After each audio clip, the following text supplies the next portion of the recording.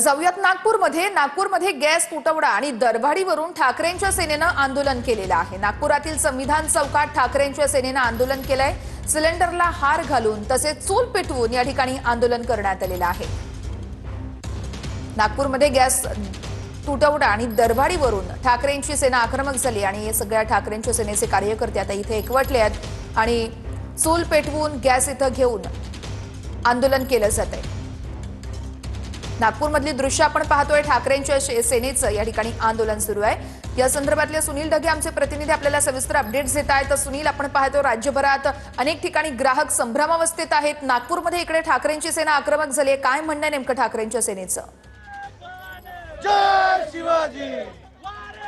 नक्कीच नागपुरात ठाकरेंची सेना शिवसेना जी आहे ते आक्रमक झाल्याचं चित्र पाहायला मिळते आहे। गॅस दरवाढ आणि गॅस टंचाईच्या विरोधात अशा प्रकारे रस्त्यावर चूल पेटवत आणि हातामध्ये ते होर्डिंग घेऊन या ठिकाणी आंदोलन केलं जात आहे। महत्त्वाचं म्हणजे ज्याप्रमाणे गॅस सिलेंडरची टंचाई होत आहे किंवा भाव वाढलेले आहेत त्या विरोधामध्ये आता ठाकरेंची सेना जी आहे ते रस्त्यावर उतरल्याचं चित्र पाहायला मिळते आहे आणि त्यामुळे आक्रमकपणे या ठिकाणी आंदोलन या ठिकाणी केलं जात आहे। नागपूरच्या संविधान चौकामध्ये मोठ्या प्रमाणात शिवसेनेचे कार्यकर्ते एकत्रित येत अशा प्रकारे रस्त्यावर चूल त्यांनी पेटवलेली आहे आणि अशा प्रकारचे होर्डिंग हातात घेऊन सिलेंडरला हार घालत आंदोलन या ठिकाणी केलं जात असल्याचं पाहायला मिळते आहे।